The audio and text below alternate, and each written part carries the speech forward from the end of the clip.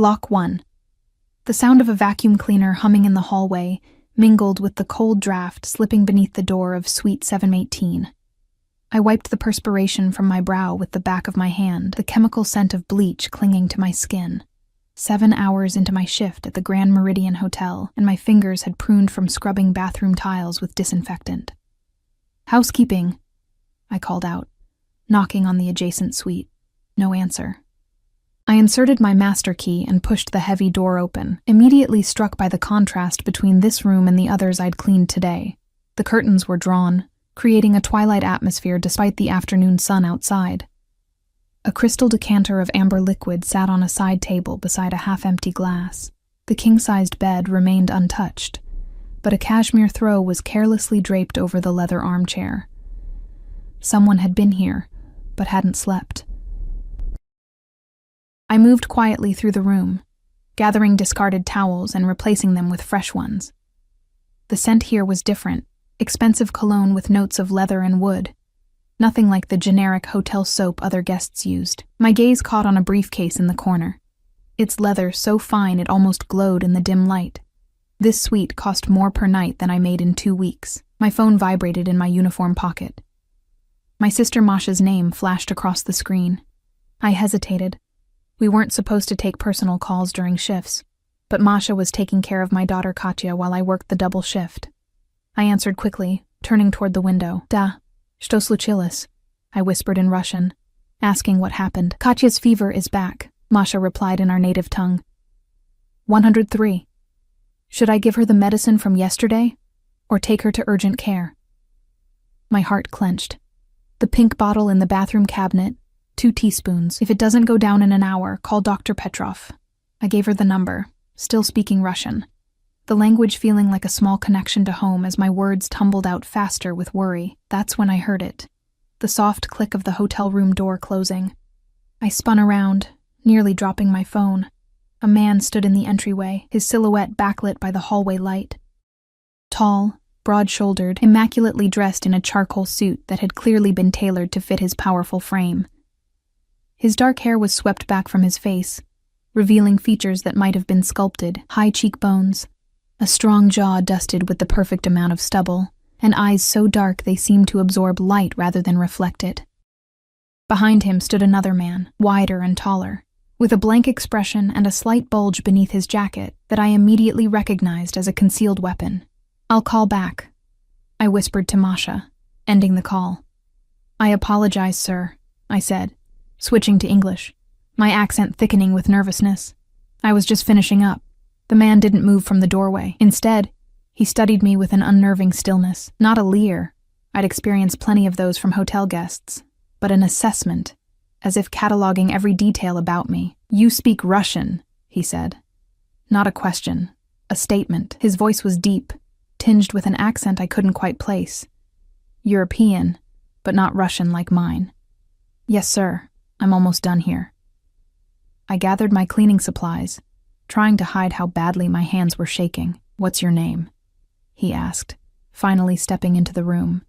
The bodyguard remained at the door, eyes forward, as still as a statue. "Anastasia," I answered, using the Americanized version of my name that appeared on my name tag, rather than my full name, Anastasia Kuznetsova. "Anastasia," he repeated, making my ordinary name sound like something precious. "You work here every day?" 5 days a week, sir." I edged toward the door, cleaning cart in tow, but he shifted slightly, blocking my exit without seeming to do so deliberately. My pulse quickened as I realized how easily he controlled the space, how completely he dominated the room without raising his voice or making any overtly threatening gestures. "You have family here in the city?" His questions felt casual, but his eyes remained focused, intent. "Just my daughter and sister," I replied, then immediately regretted offering even that small piece of information.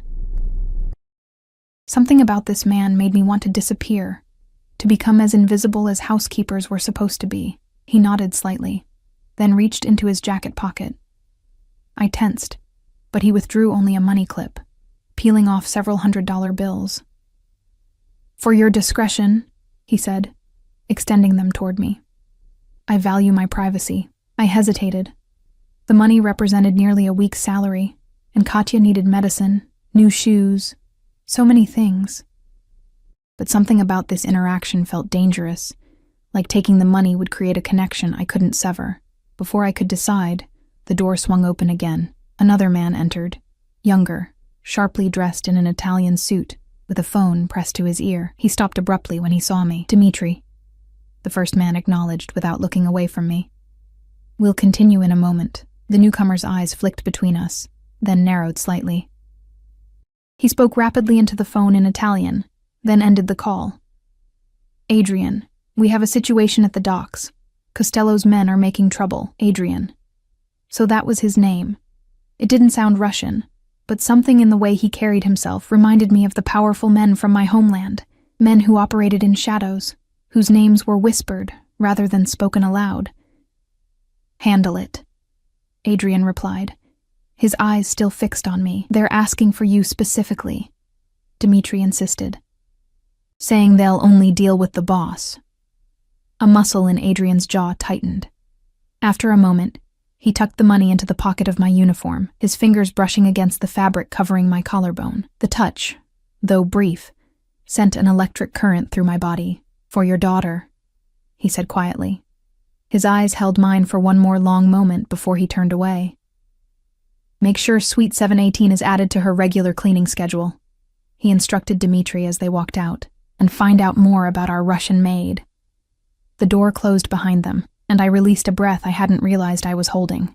My fingers trembled as I reached for the money in my pocket, half convinced it had been a hallucination.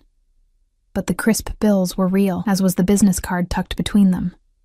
Black matte cardstock, with only a phone number embossed in silver.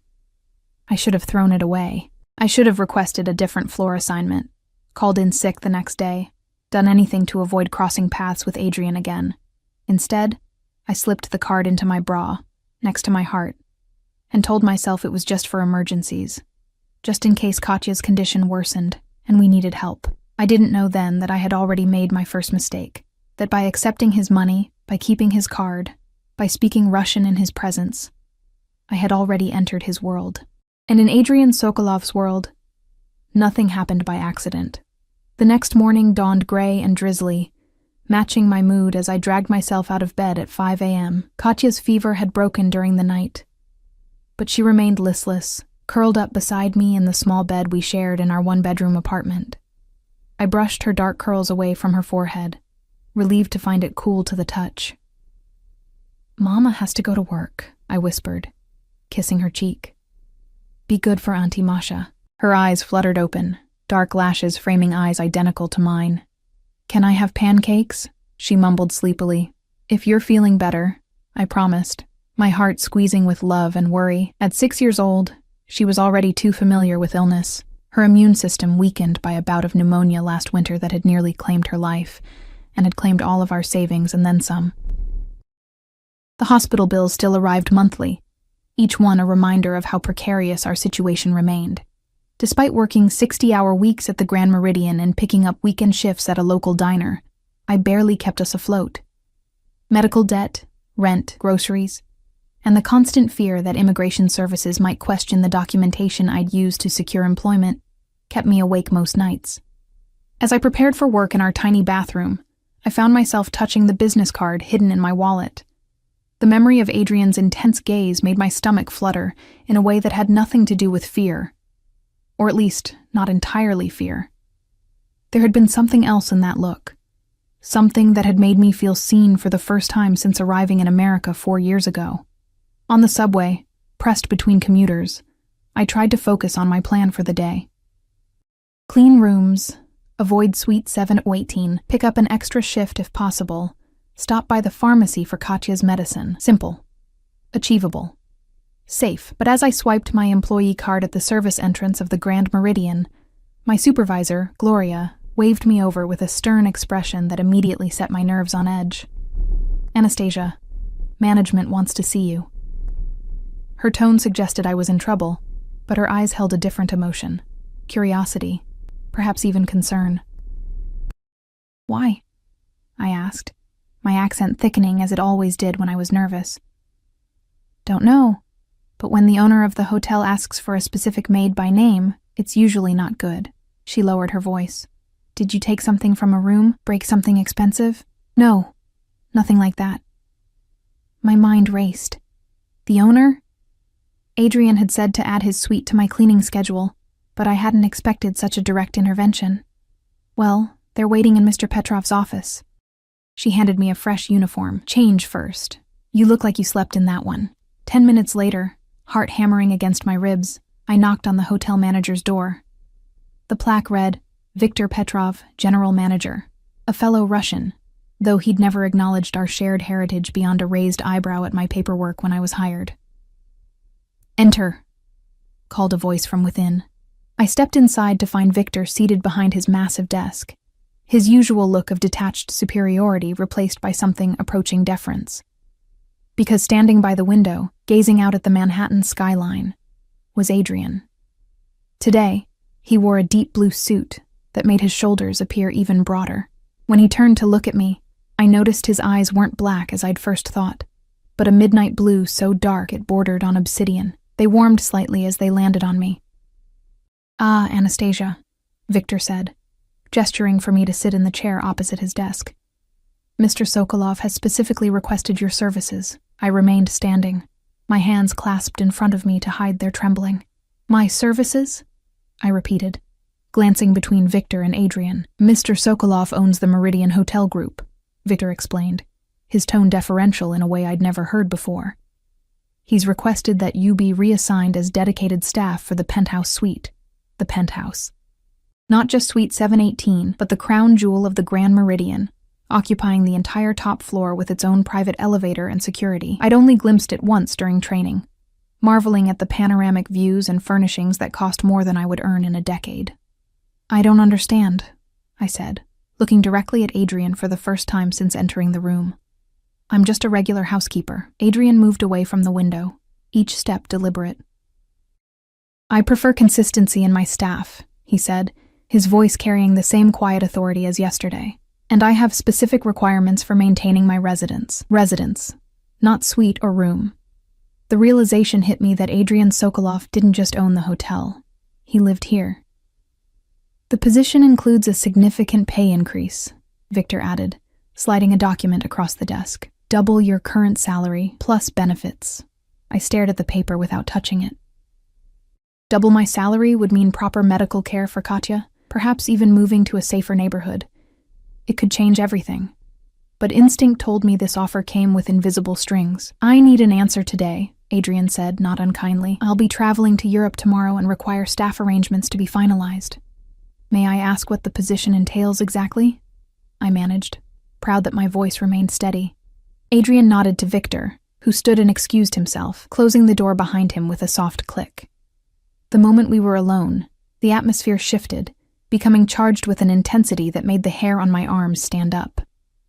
The position is straightforward, Adrian said, leaning against the desk, close enough that I could smell his cologne, sandalwood and something darker, more primal. You'll maintain the penthouse, manage household supplies, and ensure privacy is strictly maintained. And my schedule?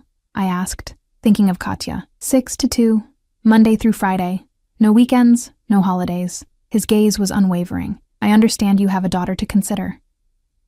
The mention of Katya sent a chill down my spine. How do you know about my daughter? A slight smile curved his lips. I make it my business to know everything about people who work closely with me, including listening to their phone calls. I dared, remembering how he'd appeared just after my conversation with Masha. Instead of anger, his smile deepened, revealing a dimple in his right cheek that transformed his severe features into something almost approachable. Including that, yes, I should have been outraged at the invasion of privacy. Instead, I felt a perverse appreciation for his honesty. Why me? I asked, the question that had been burning since I'd been summoned. Adrian pushed away from the desk and closed the distance between us. He stopped close enough that I had to tilt my head back to maintain eye contact, yet not so close that it felt threatening. You speak Russian, he said simply. I have many Russian associates. Having staff who understand the language is convenient. There was more to it than that, I was certain. but I didn't press. The salary figure on the contract caught my eye again. It would solve so many problems. If I accept, I said carefully, I would need assurance that the work is legitimate. Adrian's expression hardened for a fraction of a second before he chuckled, the sound low and rich. You're asking if I'm involving you in something illegal. I nodded, not trusting myself to speak. The position is exactly as described. Housekeeping. Nothing more. He paused, studying me. Though I appreciate your caution, Anastasia Kuznetsova, the use of my full name, my real name, sent a jolt of panic through me. It wasn't on my employment paperwork. It wasn't on anything official in America. How did you... As I said, I make it my business to know. He returned to the desk, picked up an expensive-looking fountain pen, and offered it to me. The choice is yours, but I need an answer now. I took the pen, its weight substantial in my hand. Every instinct for self-preservation screamed to walk away. Yet I couldn't ignore what this opportunity meant for Katya. For us. I signed. Adrian took the pen from my fingers, his own brushing against mine in a touch that felt deliberate. Welcome to my employ, Anastasia. He pressed a keycard into my palm. You start tomorrow. The penthouse exceeded every expectation. Sprawling rooms with soaring ceilings opened onto a wraparound terrace with views that stretched to the horizon. Artwork I recognized from museum textbooks hung on walls, and furniture that belonged in design magazines was arranged throughout the space. It wasn't just wealthy, it was cultured, sophisticated in a way that spoke of old money and refined taste. For 3 days, I worked in solitude, meticulously cleaning spaces that barely showed signs of use. Adrian had left for Europe as mentioned, and I found myself oddly disappointed by his absence. The penthouse felt like a stage set without its main character, beautiful but hollow. On the 4th day, as I was arranging fresh flowers in the main living area, the private elevator hummed to life. My pulse quickened, though I told myself it was merely surprise at the unexpected arrival. I set down the crystal vase and smoothed my uniform, suddenly conscious of my appearance. The elevator doors slid open to reveal not Adrian, but the man he'd called Dmitri, accompanied by 2 unfamiliar men in dark suits. They carried leather briefcases and spoke rapidly in Italian, falling silent when they noticed me. You must be the new girl, Dmitri said, assessing me with cool detachment. Unlike Adrian, whose gaze had felt like it peeled away layers, Dmitri's felt dismissive, as if I were merely another piece of furniture. Coffee for 3, conference room. His tone made it clear he was accustomed to being obeyed without question. I nodded and moved toward the kitchen, listening as they continued down the hallway to what Adrian had referred to as the study on my orientation paperwork, but which appeared to be a fully equipped conference room. As I prepared the coffee service, Adrian's documents had specified exactly how it should be arranged. I heard the murmur of voices rise and fall from the study.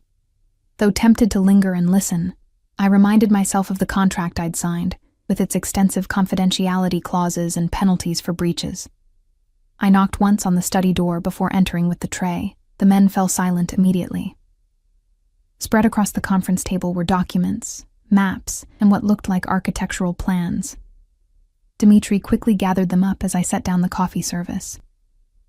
That will be all, he said curtly, dismissing me without a glance. I turned to leave, but one of the other men called out in Italian.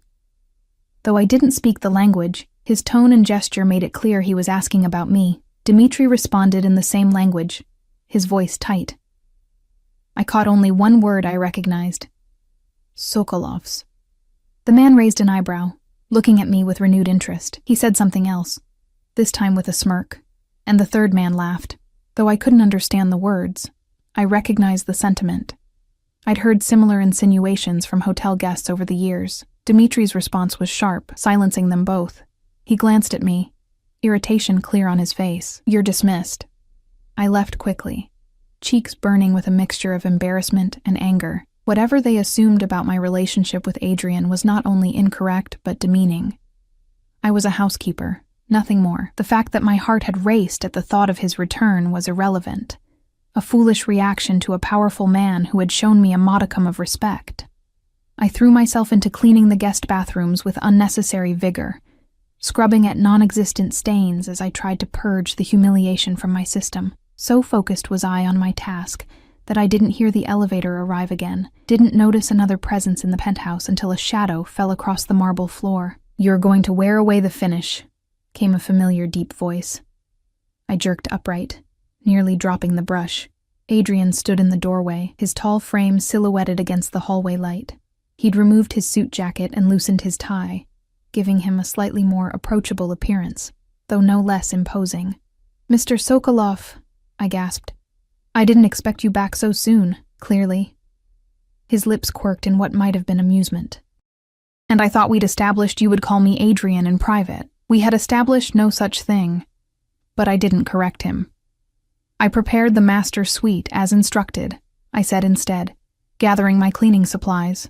"Fresh linens, the fret collection you specified." He nodded, watching me with that same intense focus I remembered. "You've been busy while I was away, just doing my job." He stepped into the bathroom, reducing the space between us to mere feet. "And how are you finding it? Your new position?" "It's different," I admitted. "Very quiet. Until Dmitri and his associates arrived." His question was casual, but something in his tone suggested he was fishing for information. I stiffened. "I don't listen to private conversations, if that's what you're asking." Adrian studied me for a long moment, then smiled, a genuine smile that transformed his severe features and crinkled the corners of his eyes. "I wasn't accusing you, Anastasia. Merely making conversation." The use of my full name, spoken with his slight accent, sent an unwelcome warmth through me. "I should finish up," I said, desperate to escape the confines of the bathroom and the unsettling effect of his presence. "One moment."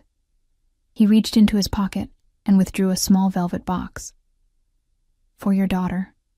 I understand she's been ill." I froze, staring at the box as if it might bite. "That's not necessary." "It's a gift, not payment," he said, voice soft but insistent. "Take it." Against my better judgment, I accepted the box.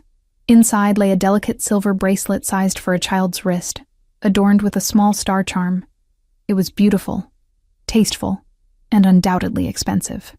"I can't accept this," I said, attempting to return it. Adrian closed my fingers around the box, his hand warm over mine. "You can, and you will." The words were firm but not unkind. "Consider it a welcome gift." Before I could respond, the door to the penthouse burst open, and a woman's voice rang out, high and agitated, speaking rapid-fire Russian. "Adrian! Taigidi!" "Where are you?" Adrian's expression hardened instantly, his jaw tightening as he released my hand. "Stay here," he instructed in a low voice, then strode out of the bathroom toward the commotion. I remained frozen for a moment, the gift box clutched in my hand. Curiosity overrode caution, and I peered around the doorframe to see a striking blonde woman pacing the living room. She wore a red designer dress that hugged her perfect figure, diamonds glittering at her ears and throat. Beautiful, yes, but her face was contorted with anger. "Veronica," Adrian said coldly, stopping several feet away from her. "What are you doing here?" "You missed our dinner," she snapped in accented English, switching from Russian. 2 hours I waited at Le Bernardin. Like a fool. "We had no plans," Adrian replied, his voice controlled but edged with impatience. "And you know better than to show up unannounced." She laughed, the sound brittle. "No plans?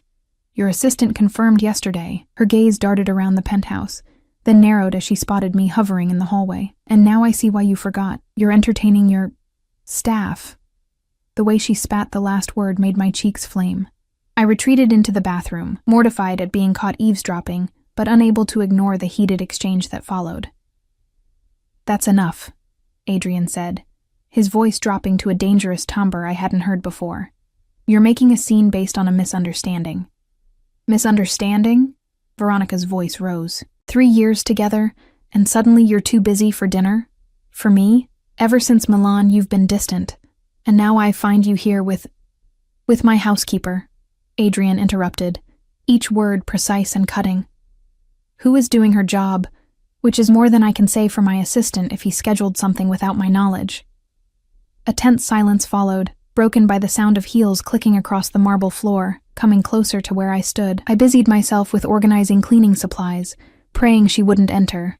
My prayer went unanswered. Veronica appeared in the doorway, her blue eyes cold with disdain as they swept over me from head to toe. "So, this is what catches your eye now?" she asked Adrian, who had followed her. "A maid? How predictable." "That's enough, Veronica." Adrian's voice had gone deadly quiet. He took her elbow, steering her away from the bathroom and from me. "We'll discuss this privately." I remained frozen, humiliation burning through me like acid. To be viewed as nothing more than an object of suspicion, a threat to this glamorous woman's relationship.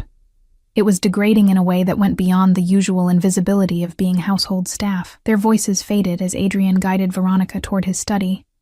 I heard the door close firmly, followed by the muffled sound of their argument continuing behind it. I should have finished my cleaning and left immediately, but something kept me rooted in place. Pride, perhaps. I refused to scurry away like some guilty secret. I continued working, focusing intently on each task, trying to ignore the knot in my stomach. The velvet box with the bracelet remained in my pocket, suddenly feeling like evidence of something inappropriate rather than an innocent gift for a sick child. 20 minutes later, the study door opened. I kept my eyes fixed on the bathroom mirror I was polishing, refusing to look up even as I heard high heels approaching the main entrance, followed by the softer tread of Adrian's Italian leather shoes. "I'll call you tomorrow," he said to Veronica, his voice neutral now, all emotion carefully controlled. "Don't bother," she replied coldly. The elevator doors opened, then closed, and silence descended once more on the penthouse. I sensed rather than heard Adrian approaching the bathroom. He appeared in the doorway, his reflection joining mine in the mirror. His expression was unreadable, but a muscle twitched in his jaw. "I apologize for that scene," he said after a moment. I set down my cleaning cloth and turned to face him. "It's not my place to comment on your personal life, Mr. Sokolov."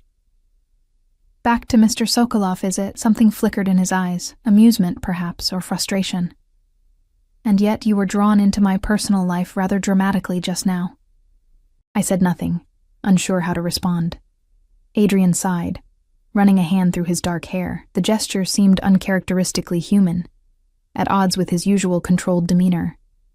"Veronica and I have a complicated history. What she implied about you was inappropriate and unfounded. It doesn't matter," I said, though it did. "I should finish up and leave you to your evening."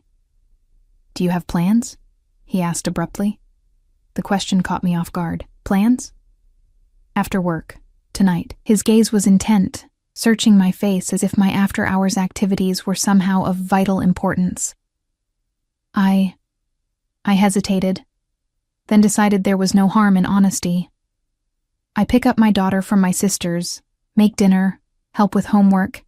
Nothing special." He nodded, as if confirming something to himself. "And the bracelet. Will you give it to her?" The velvet box seemed to burn in my pocket. "I shouldn't." "But you will," he said, not a question but a statement. "Because it will make her happy." I couldn't deny it. The thought of Katya's face lighting up at the sight of the delicate silver bracelet was already weakening my resolve to return the gift. "Why are you doing this?" I asked, the question escaping before I could stop it. Adrian's expression softened almost imperceptibly. "Does there need to be a reason for kindness?" In my experience, yes, the words came out more bitter than I intended, especially from powerful men. Instead of taking offense, he laughed, a genuine sound that transformed his face and made him look younger, almost approachable.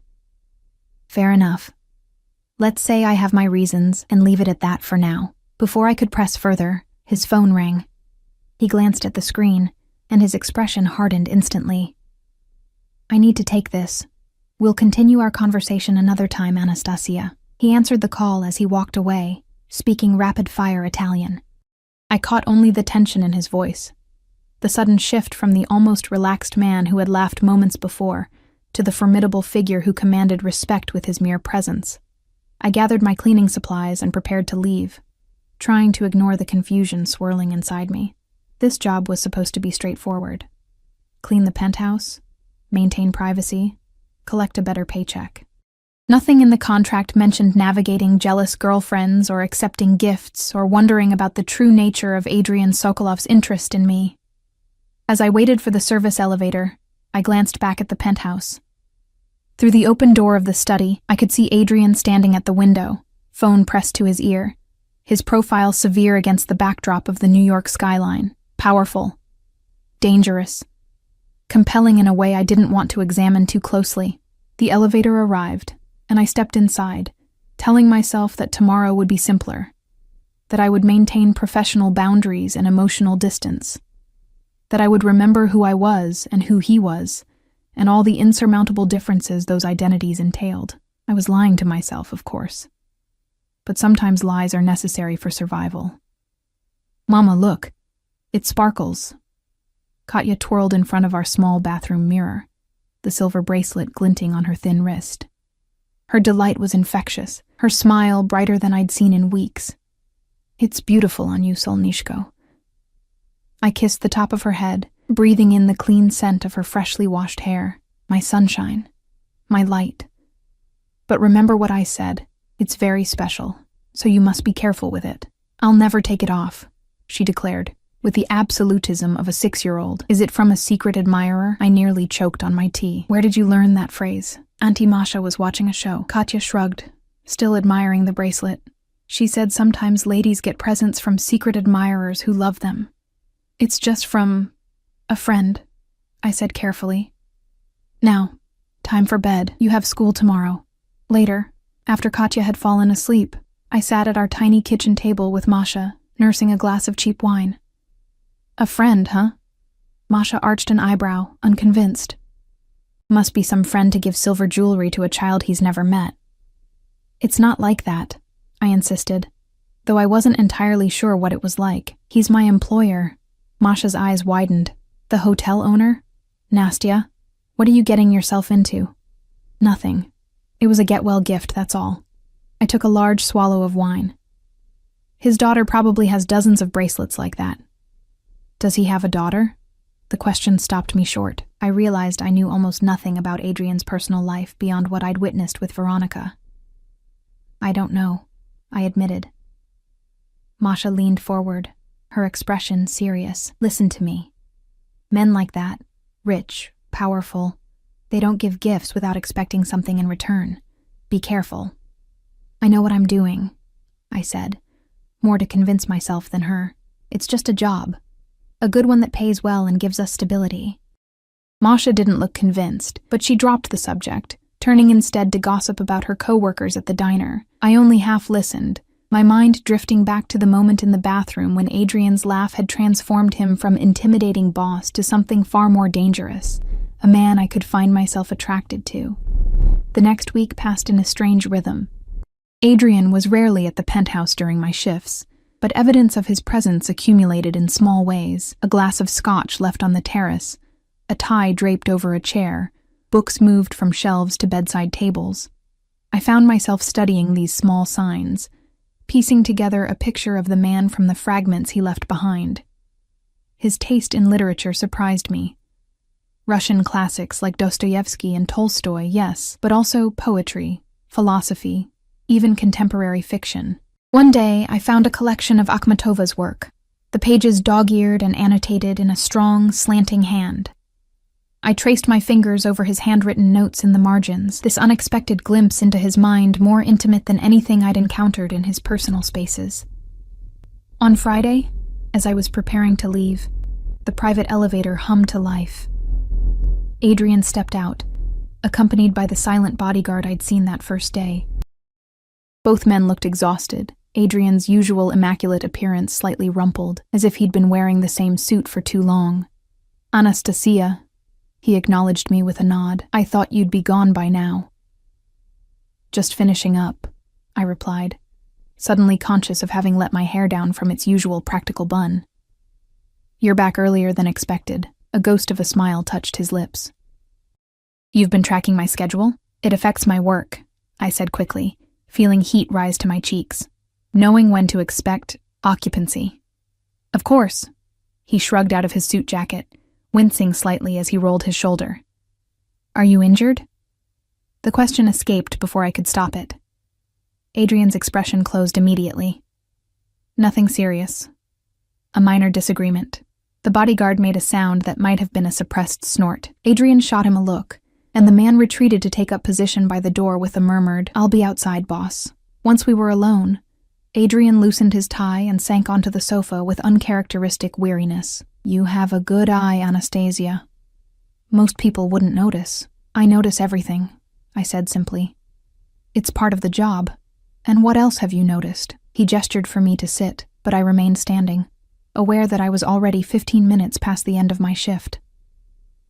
"That you read Akhmatova in the original Russian," I said, nodding toward the book on the side table. "That you prefer Macallan to Glenlivet. That you sleep on the right side of the bed, even though you live alone." He looked genuinely surprised, then impressed. "Observant indeed. And what conclusions have you drawn from these observations?" I hesitated, then decided honesty was safest. "That you're more complex than you appear at first glance. That you value privacy but live in a hotel. That you're Russian, or at least have strong ties there, but prefer to speak English." Adrian studied me with renewed interest, as if seeing me properly for the first time. "All accurate. You'd make a formidable intelligence agent, Anastasia Kuznetsova." "I'm just a housekeeper," I reminded him, though we both knew it wasn't that simple. "My shoulder was dislocated," he said abruptly, changing the subject. "An old injury that sometimes flares up." I nodded, recognizing the lie but accepting it. Whatever had caused his injury, it wasn't my business. "Ice and rest will help.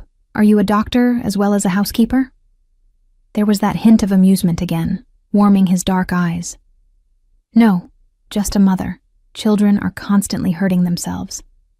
I glanced at my watch. "Speaking of which, I need to go. Katya will be waiting." "How is she? Did she like the bracelet?" The genuine interest in his voice caught me off guard. "She loves it. She wanted me to thank her secret admirer." Adrian laughed, then winced as the movement jarred his shoulder. "A secret admirer at 6. She's precocious." "She gets that from her father," I said without thinking, then immediately regretted it. I never spoke of Mikhail. Not to anyone here in America. Adrian's eyes sharpened with interest.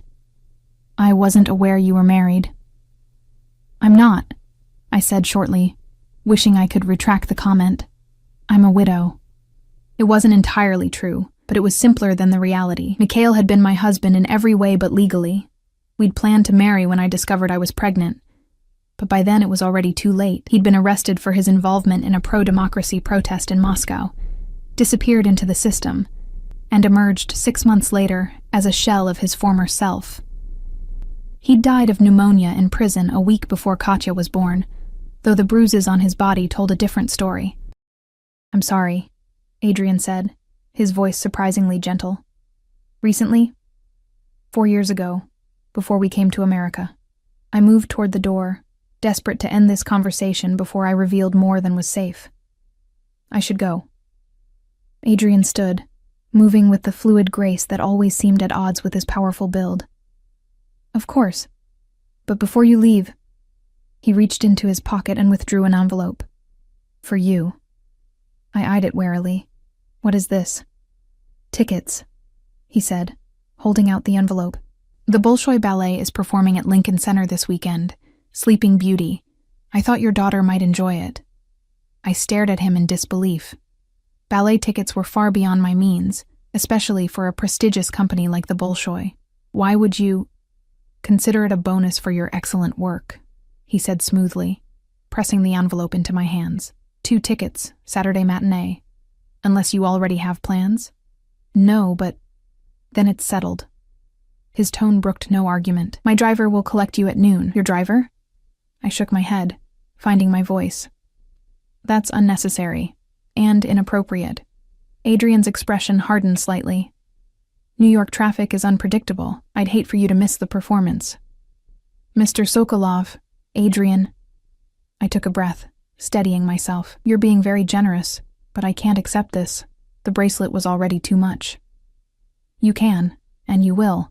The same words he'd used about the bracelet, delivered with the same quiet certainty. "Your daughter deserves beautiful experiences, doesn't she? It was a masterful manipulation. Invoking Katya made refusal almost impossible. Still, I hesitated. People will talk. Let them. He shrugged, then winced again at the movement. We both know the truth of the situation. Did we? I wasn't sure I knew anything anymore, least of all the truth of whatever was developing between us. But the thought of Katya's face when I told her we were going to the ballet. Thank you, I said finally, tucking the envelope into my bag. Katya will be thrilled. And you? His eyes held mine, searching. Will you enjoy it as well? The question felt weighted with meaning I couldn't quite decipher. I love ballet, I admitted, though I haven't seen a performance since leaving Russia. Something like satisfaction crossed his features. Then I've chosen well. Enjoy your evening, Anastasia. As I rode the service elevator down, clutching the envelope of tickets, I couldn't shake the feeling that I'd just agreed to something far more significant than a ballet performance, that with each gift accepted, each personal detail shared, I was being drawn deeper into Adrian's world, a world I still understood only in fragments and glimpses. A real ballet?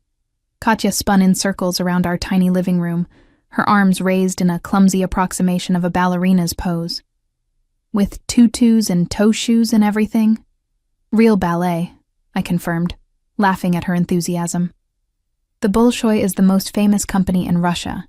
Mama used to watch them when I was a girl. Katya stopped spinning, her eyes wide. Will they do the dance from the music box Babushka gave me? The music box had been my mother's final gift to her granddaughter before we fled Russia. A delicate thing with a tiny ballerina that rotated to the waltz of the flowers. Different ballet, Solnishko. This one is Sleeping Beauty. Like the princess? She resumed her spinning, nearly knocking over a lamp in her excitement. Do I get to wear a dress? Your best dress, I promised, catching her mid-twirl and lifting her into a hug. Her small body felt warm and solid against mine, her heart beating like a bird's. And we're going in a fancy car. Masha, who had been listening from the kitchen doorway, raised an eyebrow. A fancy car? Provided by your generous employer, I assume. I set Katya down. Go brush your teeth, little one. It's bedtime. Once Katya had scampered off to the bathroom, I turned to Masha. It's just a car service, to make sure we arrive on time, Nastya. Masha crossed her arms. This man gives your daughter silver jewelry. Now ballet tickets and a private car? You're smart enough to know what this looks like. It's not like that, I insisted, though the doubt in her eyes mirrored my own uncertainties. He's just being kind. Men like that aren't kind without reason, Masha replied, her voice dropping to ensure Katya wouldn't overhear. What does he want from you? The question had been haunting me since I'd left the penthouse. What did Adrian Sokolov want from a widowed immigrant housekeeper? If physical attraction was his goal, there were far more direct approaches available to a man of his wealth and power. If he simply needed reliable household staff, the gifts and personal attention were unnecessary. I don't know, I admitted finally, but the tickets will make Katya happy. After everything she's been through, doesn't she deserve one magical afternoon? Masha's expression softened. Of course she does. Just be careful, Nastya. This feels like a fairy tale, but remember those always have a monster somewhere in the story. Her words stayed with me late into the night as I lay beside Katya's sleeping form, listening to her soft breaths. In the fairy tales our mother had told us, the monsters were obvious. Bears with iron teeth, witches in houses of bones, wolves dressed as grandmothers. But in the real world, monsters wore expensive suits and offered kindnesses that bound you to them thread by silken thread until you were too entangled to escape. Yet as I drifted toward sleep, it wasn't fear that colored my thoughts of Saturday, but a treacherous anticipation. The car that arrived at our apartment building was not the discreet town car I had expected, but a gleaming black Rolls-Royce with tinted windows. The driver, a broad-shouldered man with the unmistakable bearing of security rather than chauffeur, held the door open as Katya and I approached. Ms. Kuznetsova, he greeted me with a slight nod. Mr. Sokolov sends his compliments. Katya clutched my hand, momentarily shy in the face of such luxury. She wore her best dress, blue velvet with a white collar, purchased second-hand but carefully mended and pressed for the occasion.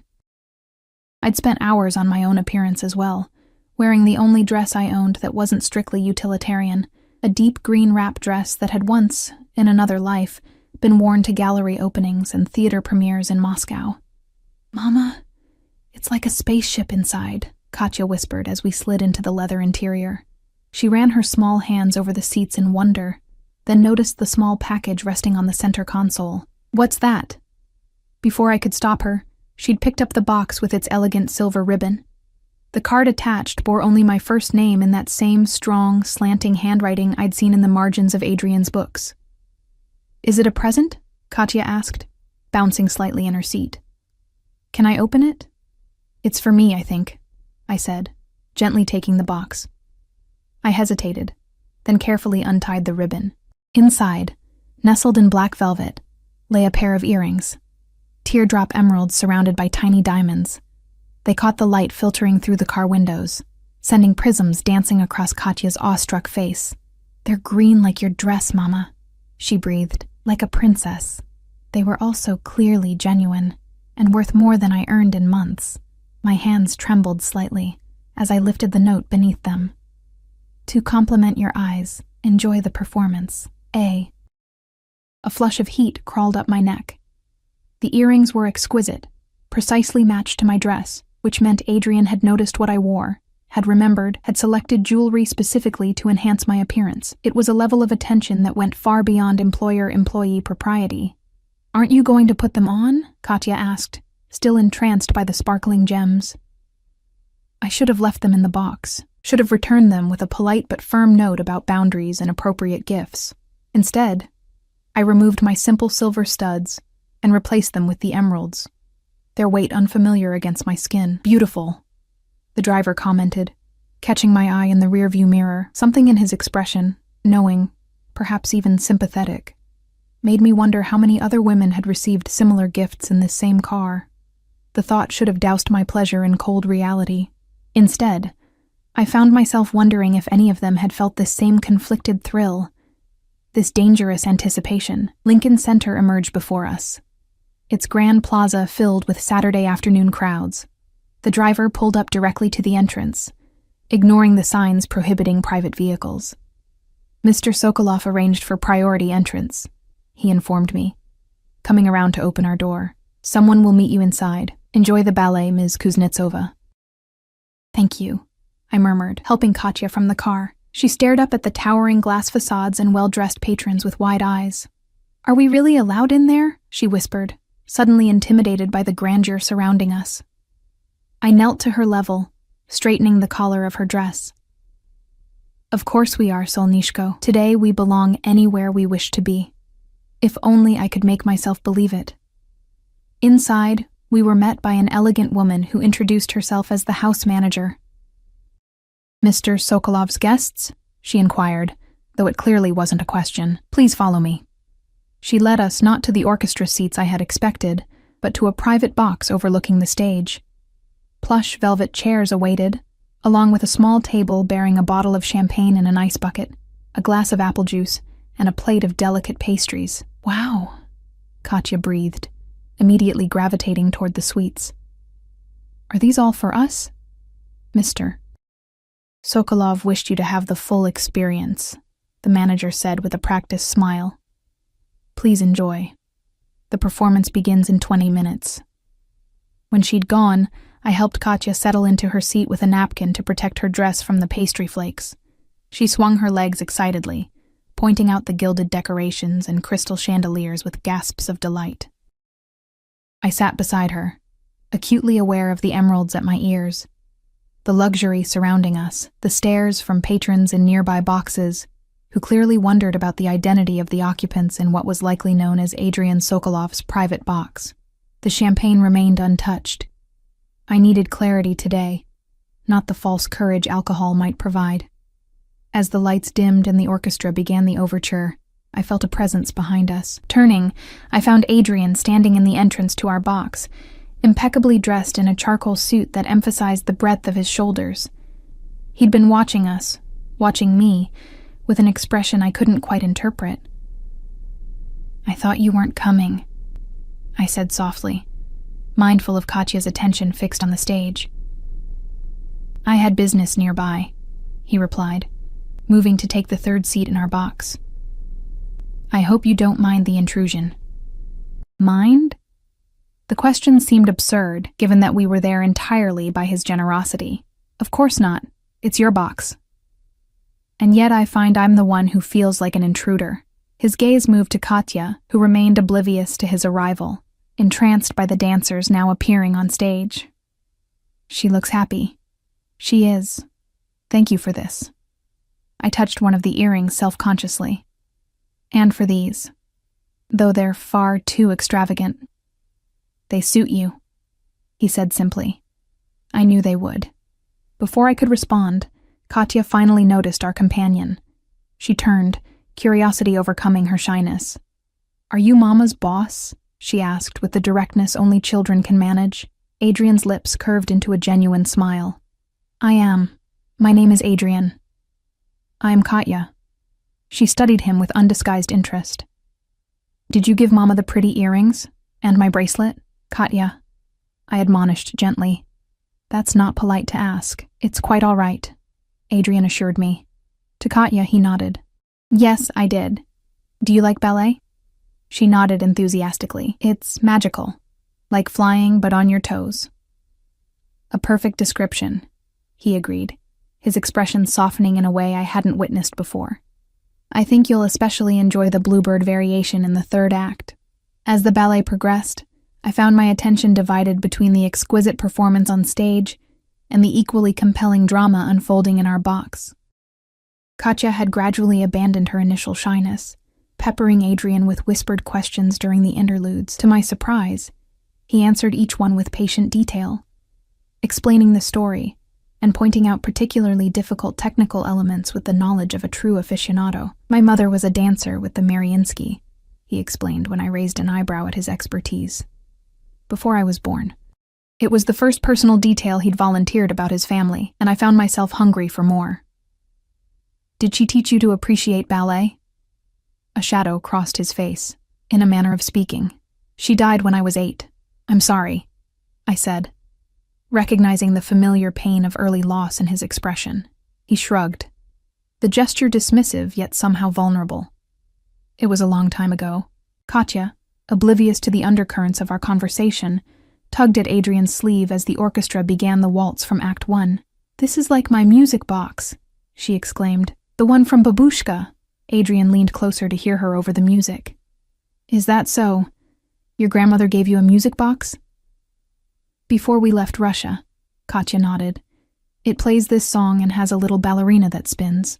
A treasured possession, then, he observed, glancing at me with a question in his eyes. I nodded slightly, one of the few things we brought with us. The conversation might have continued, but the appearance of the lilac fairy on stage recaptured Katya's attention. She fell silent, enraptured by the performance, unconsciously mimicking the fairy's arm movements from her seat. She has an eye for it, Adrian murmured, his breath warm against my ear. The precision, the timing. She's always loved dance, I replied, equally quiet. But lessons. I trailed off, unwilling to mention the financial impossibility. Adrian said nothing, but I felt the weight of his gaze. Thoughtful, calculating. I recognized the look from our previous interactions, the expression he wore when pieces were falling into place in some private strategy. It should have frightened me, but instead, I felt a dangerous thrill of anticipation. When the final curtain fell, Katya applauded until her small hands must have stung, her face glowing with delight. That was the most beautiful thing ever, she declared. Even better than movies, Adrian laughed. That same unguarded sound I'd heard so rarely. High praise indeed. Are you hungry? I've arranged for an early dinner if you'd care to join me. The invitation caught me off guard. The ballet had already been excessive. Dinner would push us further into the realm of... what? I wasn't sure what to call this arrangement, but it had long since transcended normal professional boundaries. Please, Mama, Katya pleaded, clearly enchanted by both the ballet and our mysterious benefactor. I'm starving. Just a light meal, Adrian added, noting my hesitation. At the Russian tea room, it seemed appropriate given the performance. The Russian tea room, one of New York's iconic restaurants, and a place I'd walked past but never imagined entering. "We're not dressed for such a place," I hedged, though my excuse sounded weak even to my own ears. Adrian's eyes traveled over my green dress, lingering on the emerald earrings that matched it so perfectly. "You look exquisite," he said quietly. "Both of you are perfectly attired." The compliment, delivered with such simple certainty, sent warmth flooding through me. "Then we accept. Thank you." His hand settled briefly at the small of my back as he guided us from the theater, the touch light but unmistakably possessive. Around us, I noticed curious glances, whispers behind programs and opera glasses. Adrian Sokolov was evidently well known in these circles, and his appearance with a woman and child was causing ripples of interest. Outside, the same Rolls-Royce waited at the curb. The driver opened the door without a word, and Adrian helped Katya into the back seat before offering me his hand. His fingers were warm and strong around mine, lingering a moment longer than necessary after I was seated. The Russian tea room was only blocks away, but in the cocoon of the luxury car, it felt as if we were traversing more than mere physical distance. Katya chattered excitedly about the ballet, while Adrian listened with unexpected patience. I remained quiet, watching the interaction with a mixture of pleasure and unease. They looked right together somehow, this powerful man and my bright-eyed daughter, connected by a shared appreciation of beauty and art that transcended their vastly different worlds. The restaurant interior was exactly as I remembered from the glimpses I'd caught through its windows: red leather banquettes, samovars gleaming on shelves, the famous bear-shaped aquarium. The maitre d' greeted Adrian by name, leading us to a private booth in a secluded corner. "Wow," Katya breathed, eyes wide as she took in the opulent surroundings. "It looks like a palace. It's designed to remind Russians of home while impressing Americans," Adrian explained with a wry smile. "A bit theatrical, but the food is authentic." He ordered for us in fluent Russian, selecting dishes I hadn't tasted since leaving Moscow. Proper borscht with sour cream, pelmeni with butter and dill, blini with caviar, though he requested sturgeon roe for Katya, correctly guessing that traditional caviar might be too salty for her palate. As we ate, I observed Adrian with new eyes. Here, surrounded by reminders of his heritage, he seemed more relaxed than I'd ever seen him. The dangerous edge that usually accompanied his presence temporarily softened. He even smiled, really smiled, when Katya declared the cherry vareniki better than ice cream. "You've made quite an impression on my daughter," I said, when Katya excused herself to visit the ornate bathroom, accompanied by a waitress at Adrian's insistence. "She's a remarkable child," he replied, swirling the vodka in his glass.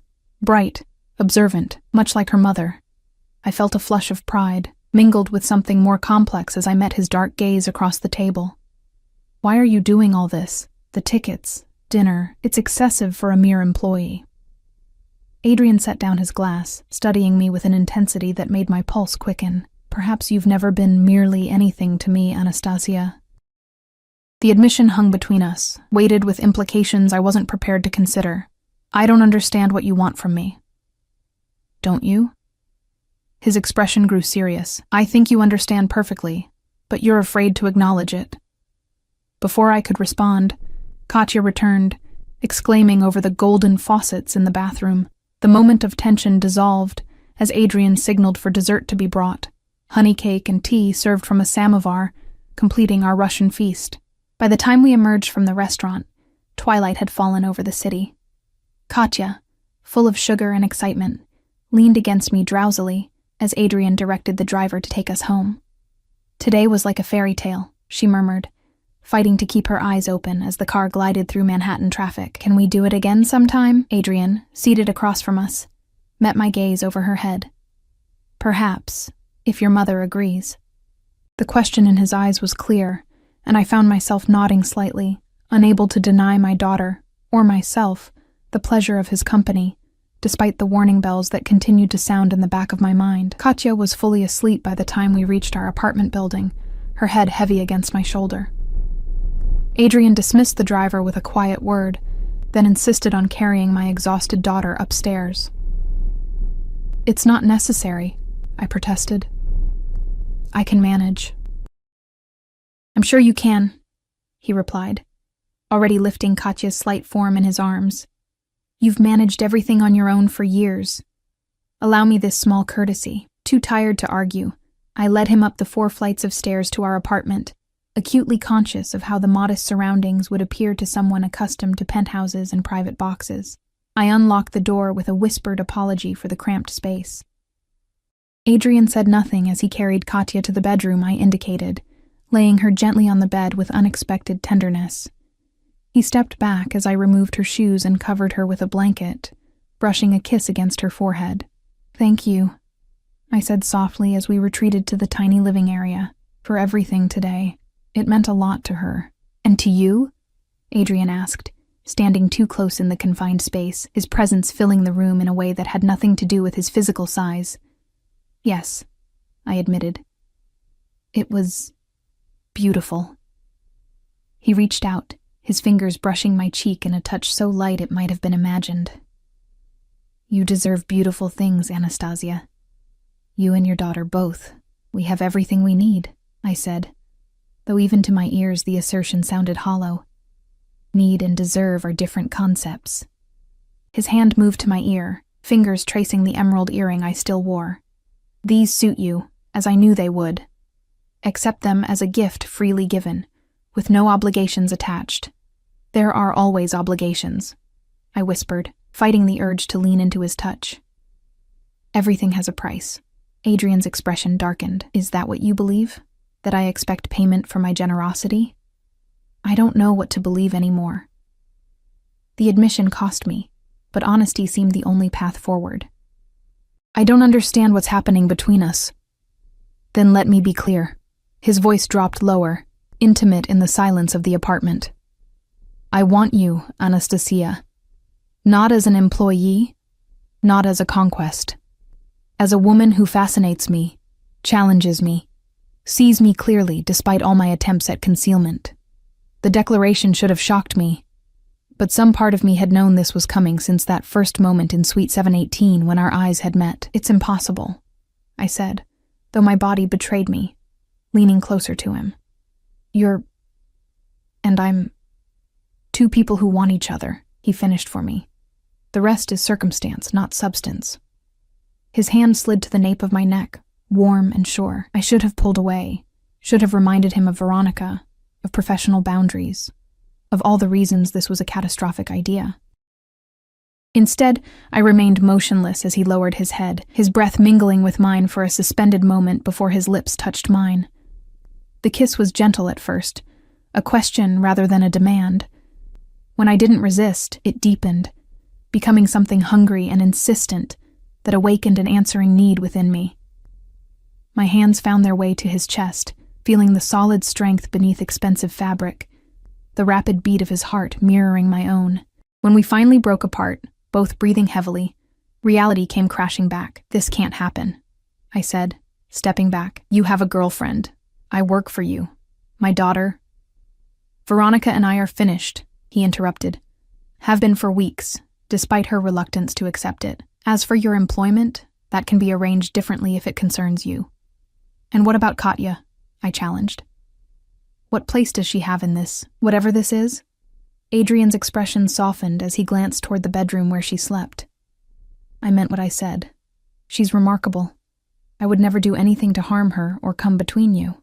"You barely know us," I argued, though my resistance was weakening by the moment. "I know enough." His certainty was both frightening and alluring.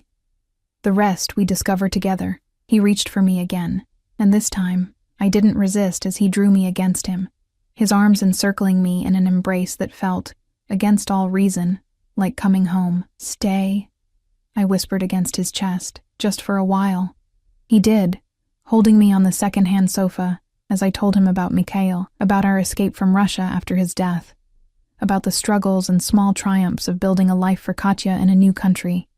He listened without interruption, one hand stroking my hair, the other holding mine as if it were something precious. In turn, he shared fragments of his own story, his childhood in St. Petersburg, the loss of his mother, his rise through the ranks of various enterprises until he'd built his current empire.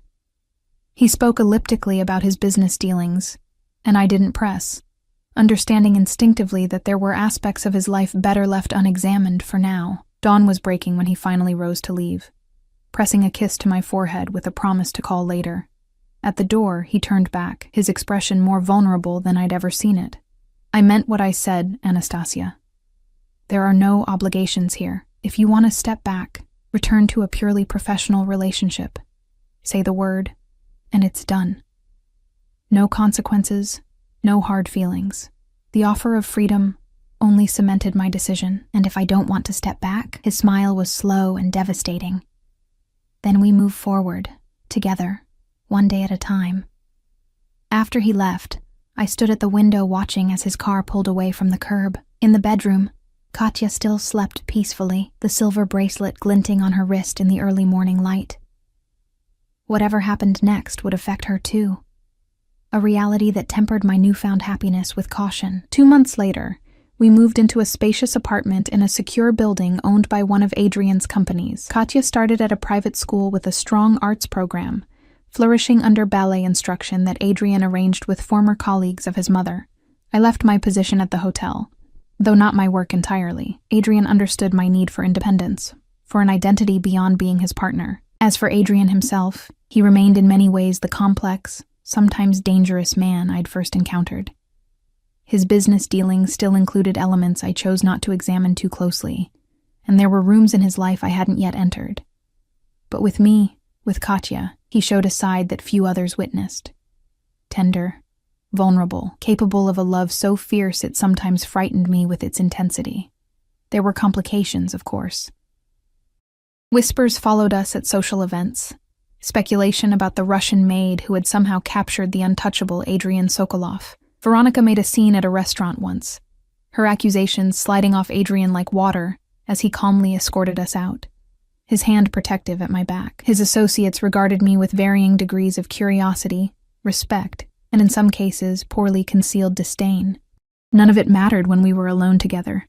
When he read Russian fairy tales to Katya before bed, his deep voice giving life to the stories of my childhood.